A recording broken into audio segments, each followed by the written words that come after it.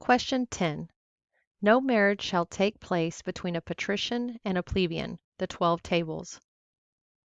This excerpt from the 12 tables demonstrates that in the Roman Republic, A. Anyone could become a Roman citizen. B. All social classes were treated equally. C. There was relative equality between men and women. D. People were subject to written laws. So let's look at the question stem. It states this excerpt from the 12 tables demonstrates that in the Roman public.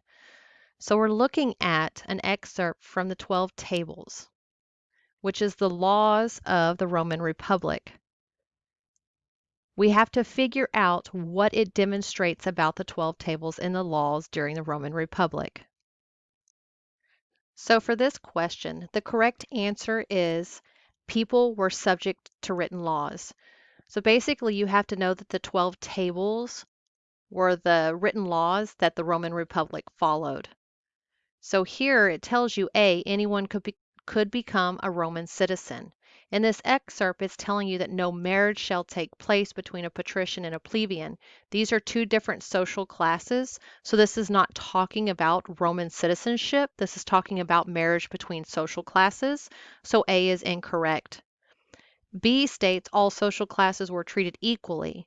Well, if they can't marry, the patricians and the plebeians can't marry, that means that they're not looked upon as equals in society. So B is the incorrect answer because they're not being treated equally. C states there was relative equality between men and women. Well, if you know that a patrician and a plebeian are the two different social classes, then you know that they're not being treated equally anyway. So there was relative equality between men and women.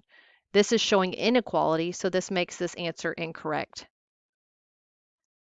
So your correct answer for this question would be that these are people were subject to written laws because in the Roman Republic, the 12 tables stated that there was no marriage that shall take place between a patrician and a plebeian, which is the two social classes during the Roman Republic.